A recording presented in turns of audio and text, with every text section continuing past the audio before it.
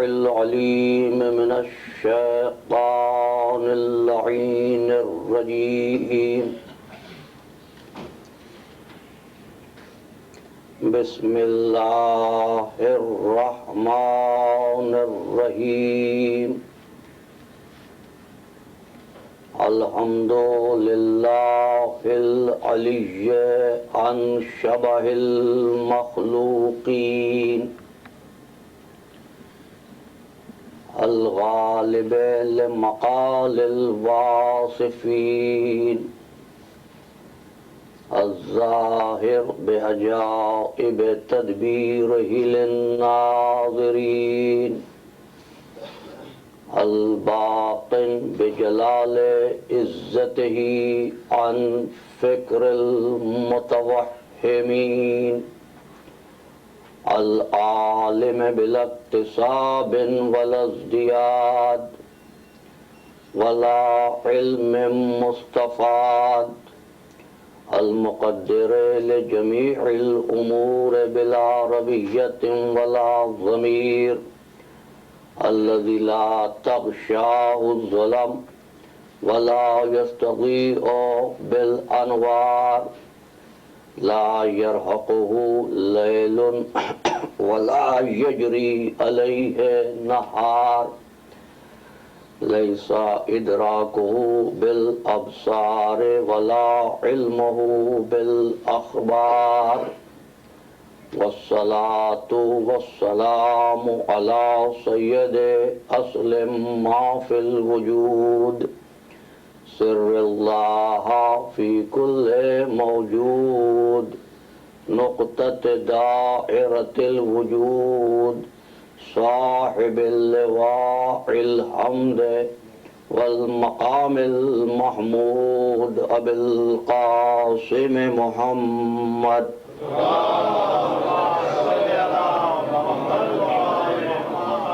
وأهل بيته الطيبين الطاهرين المعصومين المظلومين، الذين أذهب الله عنهم الرجس وطهرهم تطهيرا.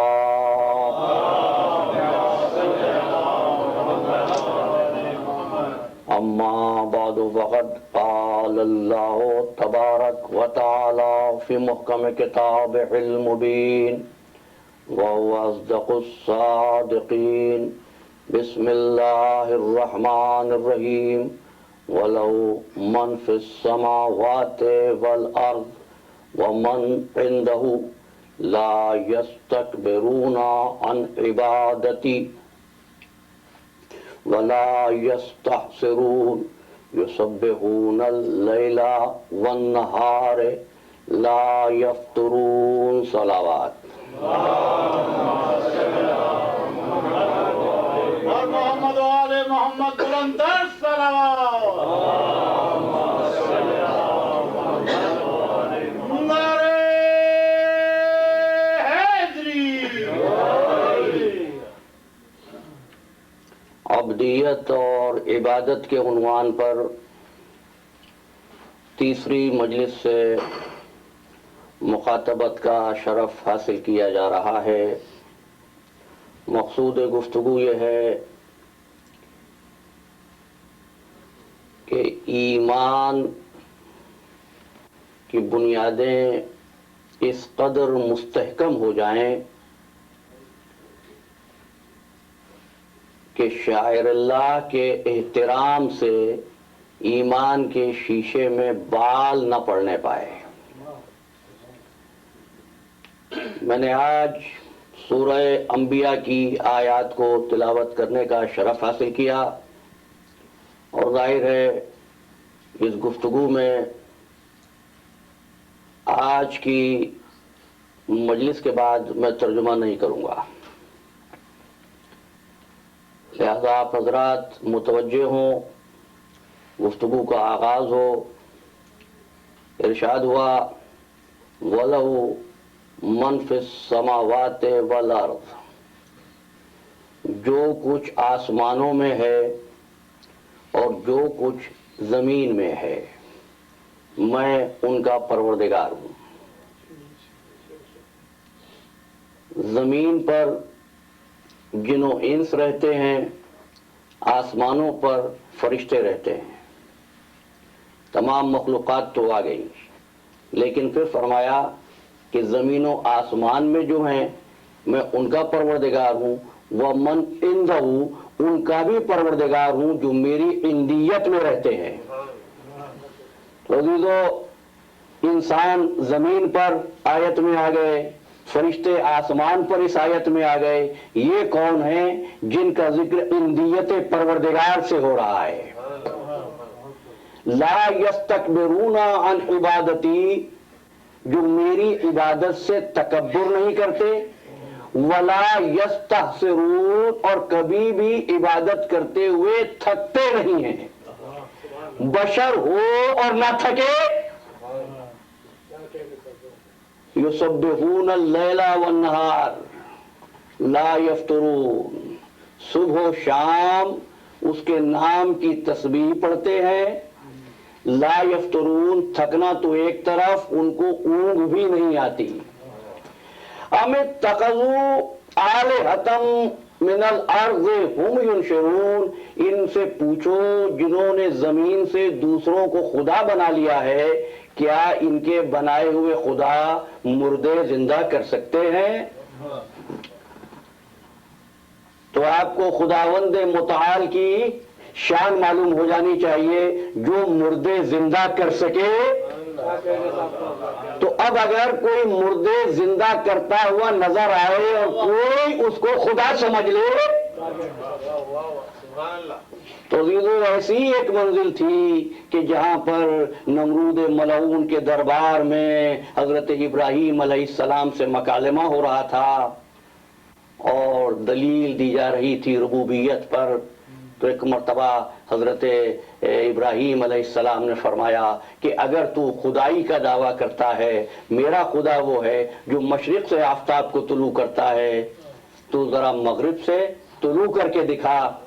کیا وہ قرآن کہتا ہے کافر مبہوت ہو کے رہ گیا، لیکن وہ دلیل جو خلیل خدا نے قائم کی یہی تو ہے نا کہ جو آفتاب کو مغرب سے نکال لے۔ اور عزیزو، آنے والے وقت پر جب دنیا نے دیکھا سورج ڈوب چکا تھا اور اللہ کا حبیب کہہ رہا تھا پروردگار اگر علی تیری اور تیرے رسول کی اطاعت میں تھا تو اس کے لیے آفتاب کو دوبارہ طلوع کر دے، تو یہ دلیل ابراہیم پیش نگاہ تھی، اسی لیے ادھر سورج کو دوبارہ طلوع کیا، پلٹایا، اور اس کے بعد وضو کر کے پروردگار کی عبادت کے لیے کھڑے ہو گئے تاکہ دنیا دیکھ لے خدا وہ ہے جس کی عبادت کی جاتی ہے، خدا وہ نہیں ہے جو عبادت کرتا ہے۔ ام اتخذوا آلہۃ من الارض ہم ینشرون، جنہوں نے زمین پر دوسرے خدا بنا لیے، ان سے پوچھو کہ کیا یہ مردے زندہ کر سکتے ہیں؟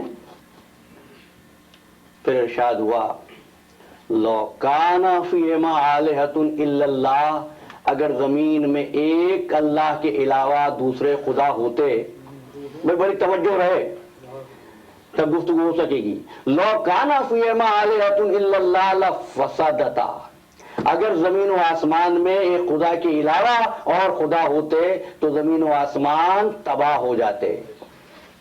ہو گئی بات؟ عزیزان محترم، پورے قرآن مجید میں بسم اللہ سے والناس تک صرف 2 ہی آیتیں ہیں جہاں زمین و آسمان کی تباہی کا ذکر ہے۔ ایک یہ آیت جس کو میں نے آپ کی خدمت میں پیش کیا، دوسری آیت سورہ مومنون میں ہے وَلَوِ اتَّبَعَ الْحَقُّ أَهْوَاءَهُمْ لَفَسَدَتِ السَّمَاوَاتُ وَالْأَرْضُ وَمَنْ فِيهِنَّ، اگر حق باطل کی بیعت کر لیتا،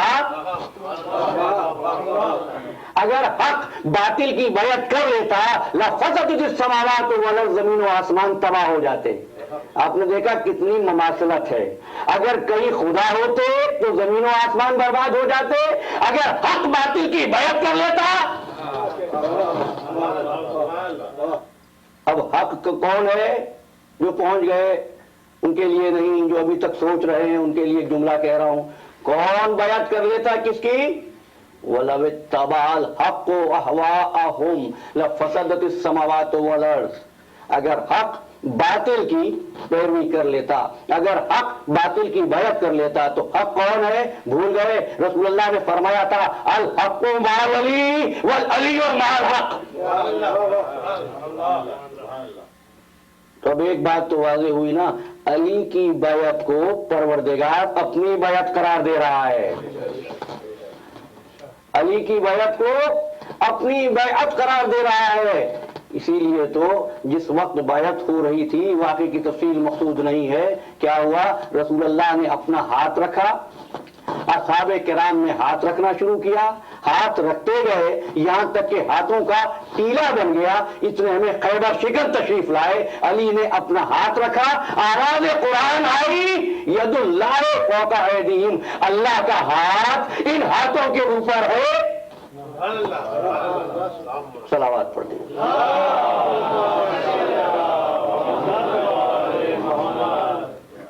ید اللہ فوق ایدیہم، اللہ کا ہاتھ ان کے، جو ہاتھ سب ہاتھوں کے اوپر ہے یہی تو اللہ کا ہاتھ ہے۔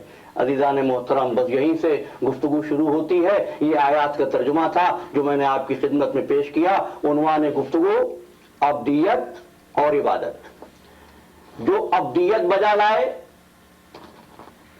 وہ کیا ہے؟ عبد۔ جو عبادت بجا لائے وہ کیا ہے؟ عابد۔ اور دیکھو دو چیزیں ہیں، جب بھی ایک نوع میں کوئی ایک صفت سے متصف ہو جائے تو ایک تو دوسرے کی طرح کا ہوتا ہے، دوسرا پہلے کی طرح نہیں ہوتا۔ تو آپ تھوڑا سا اور آگے تشریف لے آئیے تمام حضرات۔ بر محمد و آل محمد بلندتر صلوات۔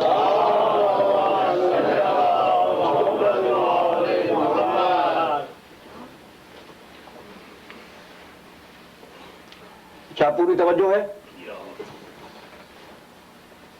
ایک دوسرے کی طرح ہوتا ہے، دوسرا پہلے کی طرح نہیں ہوتا۔ مثلا ہر انسان بشر ہوتا ہے، ہر انسان بشر ہوتا ہے۔ میں نے 1999 میں بشریت اور انسانیت کے عنوان پر گفتگو کی تھی۔ ہر انسان بشر ہوتا ہے، ہر بشر انسان نہیں ہوتا۔ ہر انسان بشر ہے، ہر بشر انسان نہیں ہے۔ ایک مثال اور دوں اور واضح ہو جائے، بچے بھی سمجھتے جائیں۔ ہر ڈاکٹر آدمی ہوتا ہے،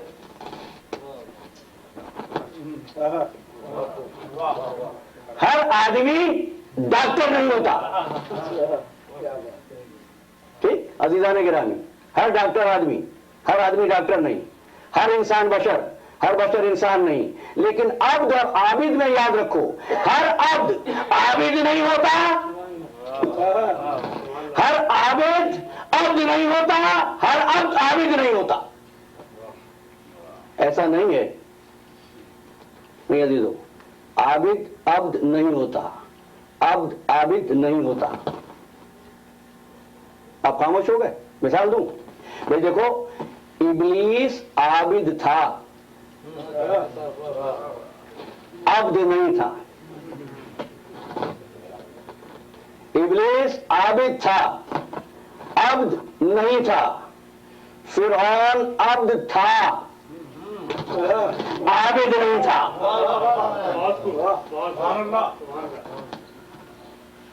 بات آپ تک پہنچی؟ کچھ کہنا چاہ رہا ہوں۔ ابلیس عابد تھا، عبد نہیں تھا۔ فرعون عبد تھا، عابد نہیں تھا۔ فرعون عبد کیسے تھا؟ کوئی صاحب پوچھ سکتے ہیں؟ تو یاد رکھنا دو قسم کے عبد ہوتے ہیں، ایک عبد تکوینی ہوتا ہے، ایک عبد تشریعی ہوتا ہے۔ اس کائنات کا ہر ذی روح پروردگار کا عبد کونی ہے، عبد شرعی نہیں، پیدا تو اس کو عبد ہی کیا نا، تخلیق کے لحاظ سے، تکوین کے لحاظ سے۔ اب جو عبد تکوینی عبد شرعی بھی بن جائے، اس کی منزلت یہ ہوتی ہے کہ عبد ہو کر معبود جیسا دکھائی دیتا ہے۔ اور پھر دیکھو، یہ سورہ مبارکہ اعراف کی آخری آیت ہے۔ سورہ اعراف میں 206 آیتیں ہیں۔ جس آیت کو پڑھ رہا ہوں اس کا نشان 206 ہے۔ ان الذین عند ربک، وہ لوگ جو تیرے رب کے پاس رہتے ہیں۔ میں بہت لطف آئے گا اور بہت کچھ اس عنوان کے ذریعے میں آپ کی خدمت میں پیش کروں گا۔ ان الذین عند ربک، انسانوں کی بات نہیں ہو رہی، انسان تو زمین پہ رہتے ہیں۔ جنات کی بات نہیں ہو رہی، جنات بھی زمین پہ رہتے ہیں۔ فرشتوں کی بات نہیں ہو رہی، فرشتے آسمان پر رہتے ہیں۔ بات ہو رہی ہے ان الذین عند ربک۔ اپنے رسول کو مخاطب کر کے فرما رہا ہے وہ لوگ جو تیرے رب کے پاس رہتے ہیں، لا یستکبرون عن عبادتہم، جو پروردگار کی عبادت سے تکبر نہیں کرتے، یسبحونہ ولہ یسجدون، تسبیح بھی اسی کی پڑھتے ہیں، سجدہ بھی اسی کو کرتے ہیں۔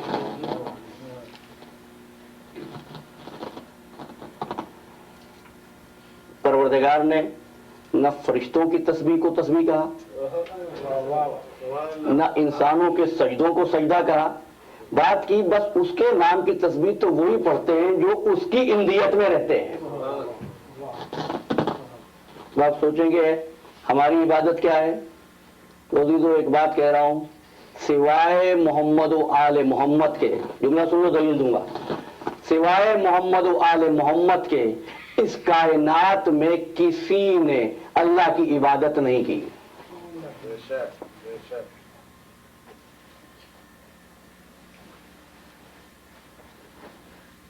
تو جو ہم نماز پڑھتے ہیں یہ کیا ہے؟ پھر کہہ رہا ہوں کائنات کے ہر عابد کا سجدہ بٹا ہوا ہے، کائنات کے ہر عبادت گزار کی تسبیح تقسیم شدہ ہے، محمد و آل محمد کی تسبیح خالص اللہ کے لیے ہے۔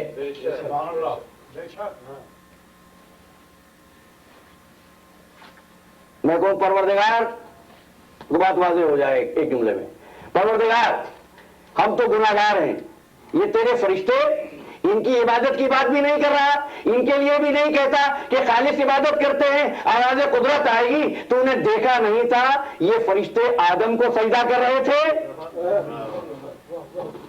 اب سنو امام جعفر صادق علیہ السلام کا ارشاد،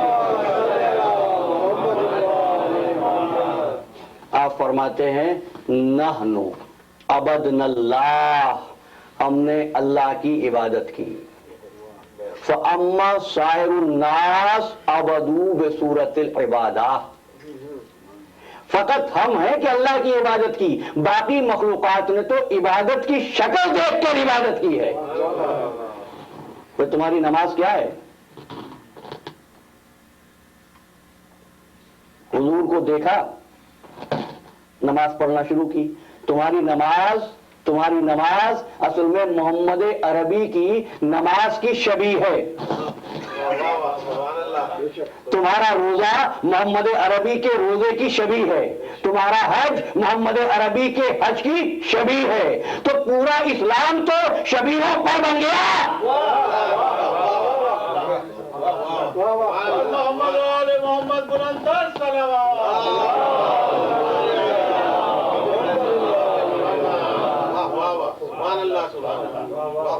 تم نے خالص اللہ کے لیے عبادت نہیں کی، تم نے عبادت کی تو تمہارا سر، تمہارا وجود، تمہارا بدن کعبے کی طرف جھک رہا تھا. وہ عبادت تو پروردگار ہی کو کر رہے تھے، لیکن سجدہ کعبے کی طرف رخ کر کے کر رہے تھے. ارے ان کی عبادت دیکھو، اس وقت عبادت کی کائنات میں کچھ نہ تھا. باقی رہ گئی ملک کی عبادت، تو اس کی حقیقت بھی سن لو. فسبحنا فسبحت الملائکۃ بتسبیحنا. میرا امام فرما رہا ہے کہ ہم نے اللہ کی تسبیح کی تو ہم کو دیکھ کر ملک نے تسبیح پروردگار سیکھی. فمجدنا اللہ فمجدت الملائکۃ بتمجیدنا. ہم پروردگار کی تمجید کرتے تھے تو ملک نے ہمیں دیکھ کر پروردگار کی تمجید سیکھی. صلوات پڑھ لیجیے ذرا.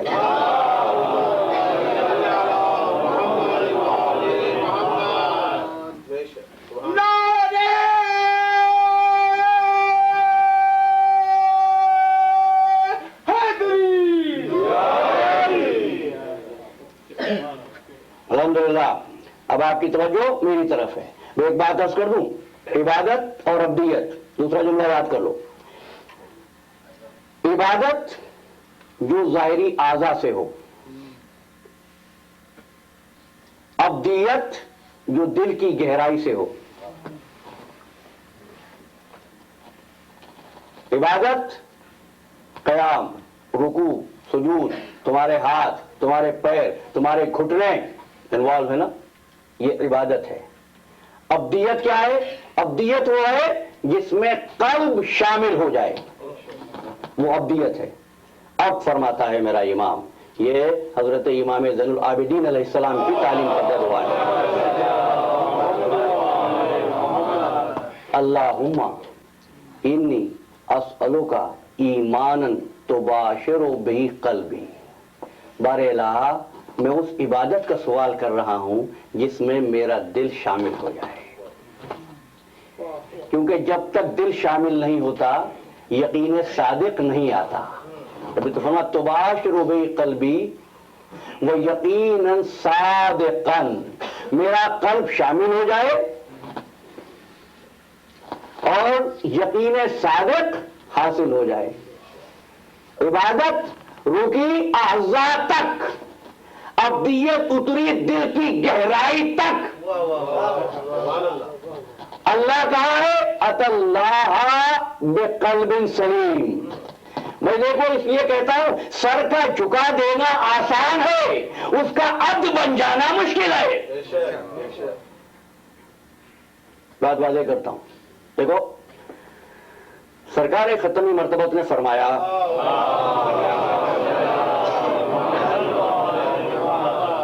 النظر الی کعبۃ عبادہ. کعبے کی طرف نظر کرنا عبادت ہے. حدیث رسول ہے، متفق ہے تمام مکاتب فکر اسلامی میں. کعبے پہ نظر کرنا عبادت ہے. میرا دوسرا سوال، جب ابرہہ خانہ کعبہ کو منہدم کرنے آیا تو کیا کعبے کو دیکھ رہا تھا یا نہیں؟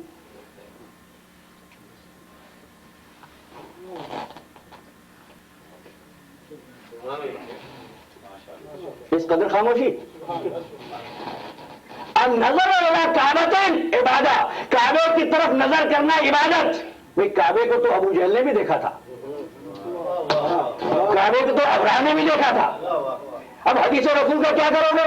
رسول فرما رہے ہیں عبادت، تو کیا ابرہہ عبادت کرنے آیا تھا؟ تو یقین رکھنا جب تک عبادت میں عبدیت شامل نہ ہو، جب تک عبادت میں عبدیت شامل نہ ہو وہ عبادت ہوتی نہیں. کیا مطلب؟ نظر سے دیکھے اور دل سے تصدیق کرے. بات سمجھ میں آئی؟ اچھا یعنی دیکھے عبادت تو ہو رہی ہے لیکن عبادت نہیں ہے جب تک عبدیت اس میں شامل نہ ہو جائے. یعنی دل سے بھی یہ سمجھو کہ کعبہ اللہ کا گھر ہے، اتنا عظیم ہے کہ اس کو سجدہ کیا جائے. تو کیا ہوا؟ عبدیت اور عبادت ایک جگہ پر جمع ہو گئی.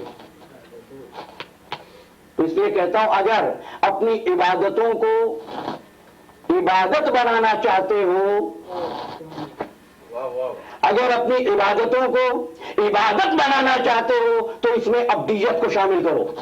کیا مطلب؟ ایک ہی وقت میں عابد بھی بنو، عبد بھی بن جاؤ. اچھا، سرکار ختم مرتبت نے فرمایا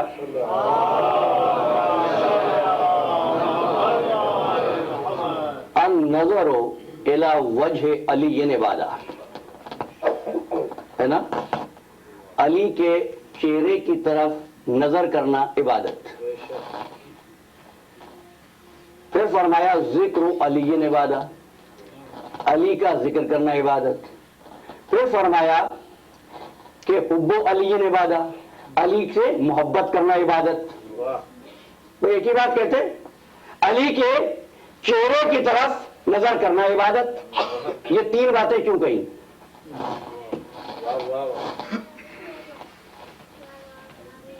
فقط چہرے پہ نظر ہو کا نہیں، چہرے پہ نظر عبادت، دل میں محبت عبادت. یہ بات کیوں ہو رہی ہے عزیزو؟ تو خطبہ کہہ دیتے ہیں یہ اس لیے کہا تھا جو ان کے زمانے میں نہیں ہے وہ صرف نظر ڈال لے، تو دوسرے جہاں میں دوسرے بعد کے زمانوں میں آنے والے چونکہ دیکھ نہیں سکتے تھے اس لیے فرمایا اس سے محبت کرو تو عبادت ہو جائے گی. بات یہ نہیں ہے، بات یہ النظر الی وجہ علی عبادہ. بھئی دیکھا تو عبد الرحمن ابن ملجم نے بھی تھا علی کو، دیکھا تو ابو جہل نے بھی تھا علی کو، لیکن عبادت نہیں بنی. اس لیے کہ فقط نظر سے دیکھنا اور زبان سے ذکر کرنا کافی نہیں، تیرا دل بھی فضائل علی کی تصدیق کرے.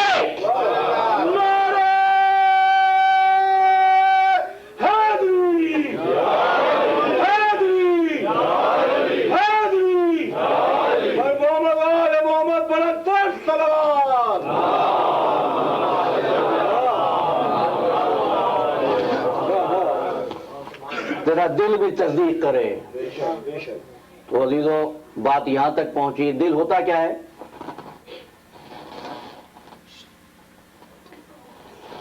انسانی سلطنت میں دل بادشاہ،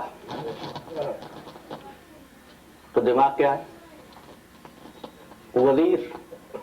دل بادشاہ اور دماغ وزیر. پروردگار یہ تیرا کیا انتظام ہے؟ بادشاہ نیچے ہے، وزیر اوپر ہے. کیا اس لیے کہ پہچان لو اللہ کے بنائے ہوئے بادشاہ کیسے ہوتے ہیں، اللہ کا بنایا ہوا وزیر کیسا ہوتا ہے. یقین نہیں آتا تو کعبے میں آ کر بت چکنی کے وقت دیکھ لو.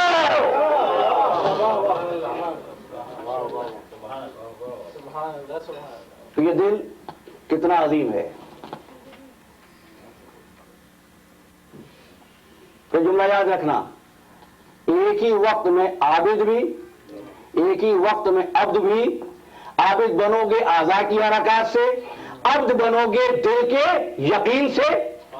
کیوں؟ اس لیے کہ یہ دل بڑی قیمتی چیز ہے. اس دل کی اہمیت کیا ہے؟ تو حضرت داؤد علیہ السلام نے پروردگار سے عرض کی اللہم لکل ملک خزانۃ. ہر مالک کا، ہر بادشاہ کا خزانہ ہوتا ہے. پروردگار تیرا خزانہ کیا ہے؟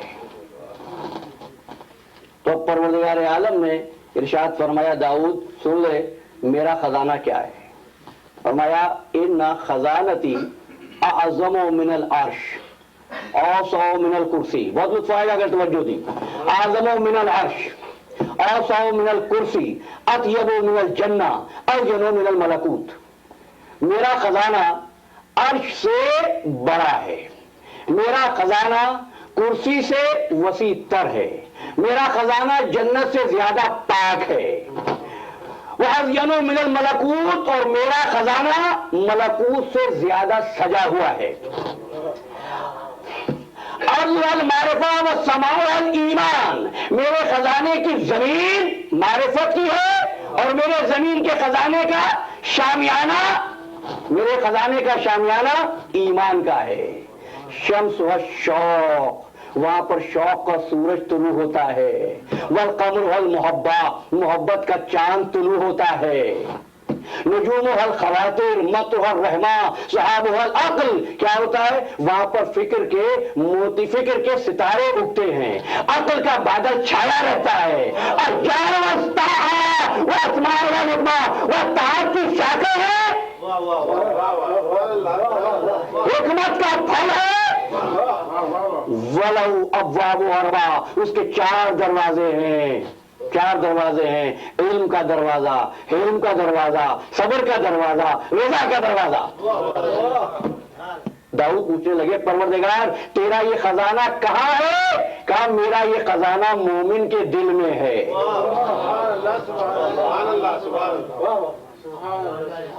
مومن کا دل پروردگار کا خزانہ ہے، اس لیے کہتا ہوں عزیزان محترم، جنت و جہنم کے شوق میں عبادت کی تو کیا کی؟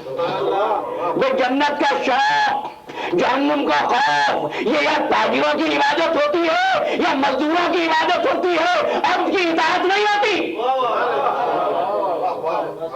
عبد کی اطاعت کیا ہوتی ہے سنو گے؟ میرا مولا فرماتا ہے ما عبدتو کا فی تمن جنت، بہرحال میں نے تیری عبادت جنت کی تمنا میں نہیں کی، میں نے تیری عبادت جہنم کے خوف میں نہیں کی، میں نے تیری عبادت اس لیے کی کہ تجھ کو لائق عبادت پایا۔ صلوات پڑھیے۔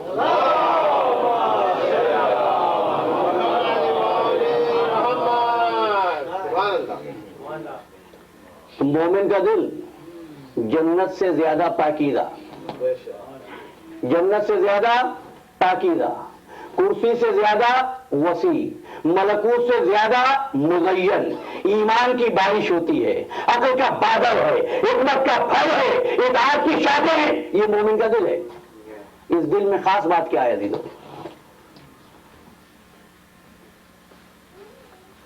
کبھی آپ غور کرتے ہیں ہاتھوں کا کیا کام ہے؟ چیزوں کو پکڑتے ہو نا۔ پیروں کا کیا کام ہے؟ ایک مقام سے دوسرے مقام پہ جاتے ہو۔ آنکھوں کا کیا کام ہے؟ آنکھوں سے دیکھتے ہو۔ ناک کا کیا کام ہے؟ ناک سے سنتے ہو۔ کانوں کا کیا کام ہے؟ کانوں سے سنتے ہو۔ یہ دل کا کیا کام ہے؟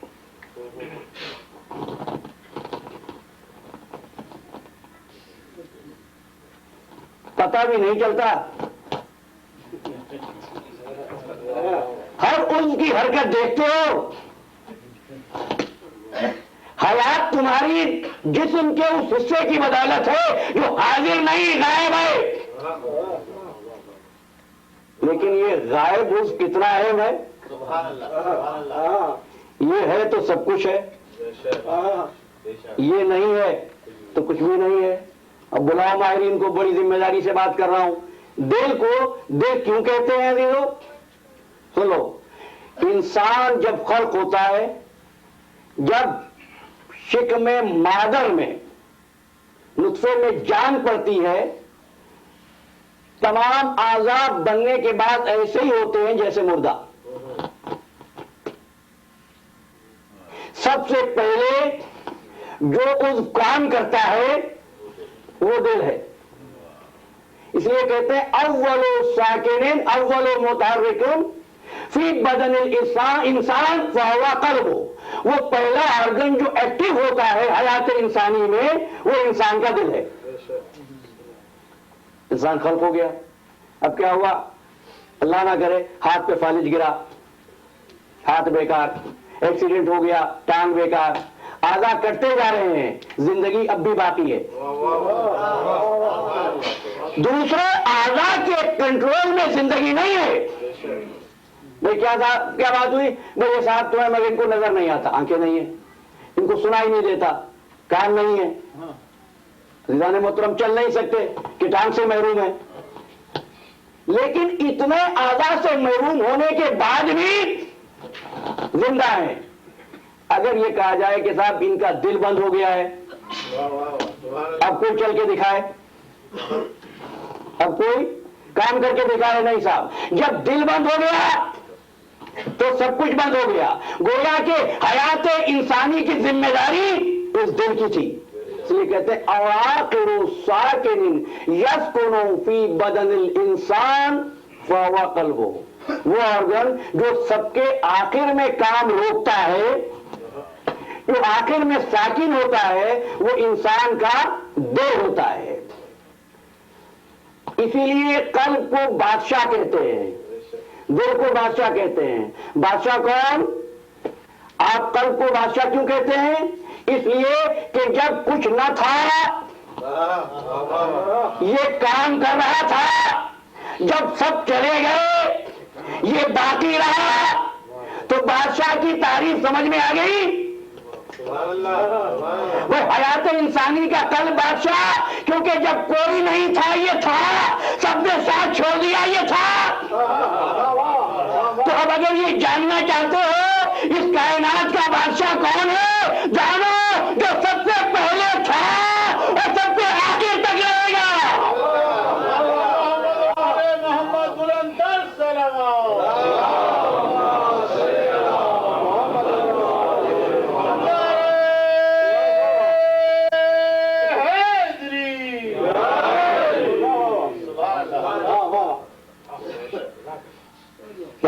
بات آپ تک پہنچی؟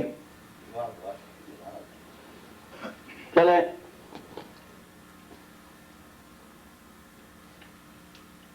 دل ابدیت کے لیے ہے، دل حیات انسانی کا بادشاہ. تو ہو گئی بات. دل سب سے پہلے، دل سب سے آخر میں، کچھ نہ رہے گا اس وقت تک ہے. اور جب قلب ساتھ چھوڑ دے، بادشاہ چلا جائے تو کائنات درم و برم ہو جائے گی. آگے بات سمجھ میں؟ وَلَوِ اتَّبَعَ الْحَقُّ أَهْوَاءَهُمْ لَفَسَدَتِ السَّمَاوَاتُ وَالْأَرْضُ. اچھا ایک بات تو بتاؤ، جس کے سینے میں قرآن ہو، بس آخری جملہ میرے بیان کا، جس کے سینے میں قرآن ہو، کیا وہ جہنم جا سکتا ہے؟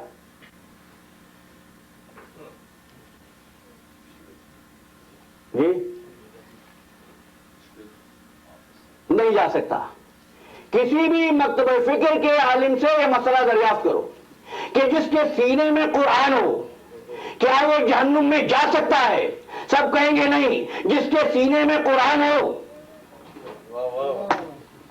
وہ جہنم میں نہیں جا سکتا. پھر میرا آقا فرماتا ہے کہ ایک ایسا زمانہ آنے والا ہے جب لوگوں کی زبانوں پر تو قرآن ہوگا لیکن قرآن حلق سے نیچے نہیں اترے گا.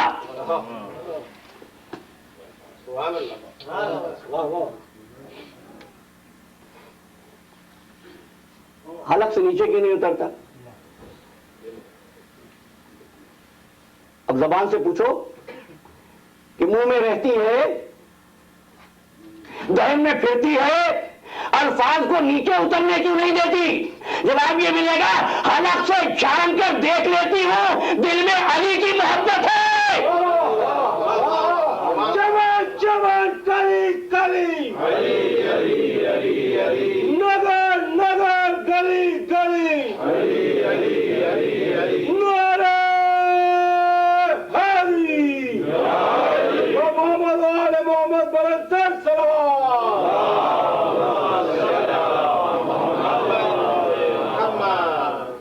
عزیزو قرآن یاد بھی ہو جائے، اگر دل میں علی کی محبت نہیں، دل میں اترتا نہیں. اگر دل میں علی کی محبت ہو، قرآن پڑھا نہ ہو، دل میں اتر سکتا ہے. اور جس کے دل میں اتر جائے وہ جہنم سے محفوظ. کس قرآن کی بات ہو رہی تھی؟ قرآن صامت کی نا. اب بتانا قرآن صامت بہتر ہے یا قرآن ناطق افضل ہے؟ بھائی جب قرآن صامت جس کے دل میں اتر جائے وہ جہنم میں نہیں جا سکتا جس کے دل میں قرآن ناطق کی محبت ہو.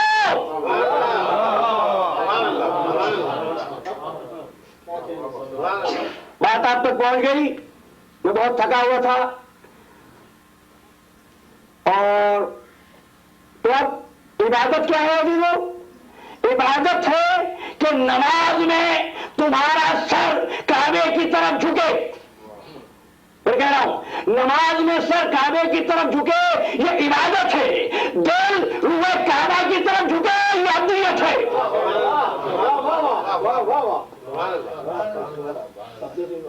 سر کعبے کی طرف عبادت ہے، دل روح کعبہ کی طرف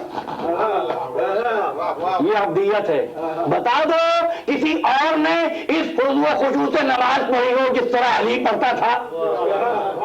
اور جب عبادت و ابدیت اس طرح جمع ہو جائیں جیسی قلب علی میں تھی، پھر وہاں تو یہ شائبہ بھی نہیں ہے نا، یہ شائبہ بھی نہیں ہے کہ باطل کے سامنے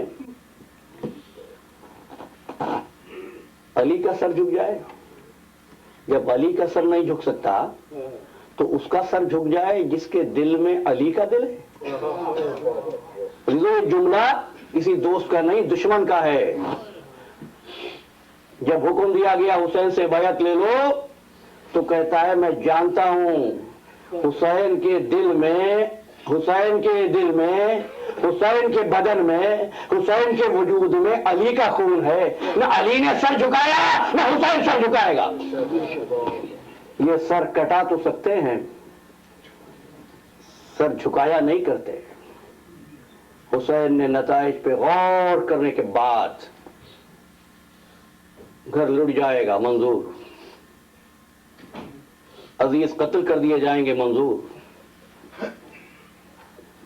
ماؤں کی گودیں اجڑ جائیں گی منظور،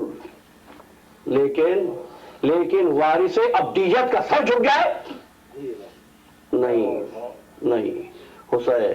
حسین بھرا ہوا گھر لے کے چلے۔ بڑا آباد گھر تھا، بڑی رونق تھی، بڑی شان سے قافلہ روانہ ہوا تھا۔ حسین اور عباس نے خود محملوں پر بیویوں کو سوار کرایا تھا۔ یہ شان تھی مدینے سے روانہ ہوتے ہوئے۔ راستے میں کئی جگہوں پر منزلیں تھیں، قافلہ ٹھہرا لیا جاتا تھا، خیمے لگ جاتے تھے۔ ایک روز زینب کہنے لگی بھیا رات کی تاریکی میں کوئی سیاہ چادر اوڑھنے والی بیوی نظر آتی ہے جو یہ کہتی ہوئی بیان کرتی ہے واہ مظلومہ، واہ غربتہ۔ حسین کہنے لگے زینب صرف آواز ہی سنی ہے یا قریب جا کر دیکھا بھی ہے؟ کہ بھیا دیکھا تو نہیں ہے۔ کہ آج حسین اجازت دیتا ہے جا کر دیکھ لینا۔ قافلہ رکا، خیمے لگ گئے۔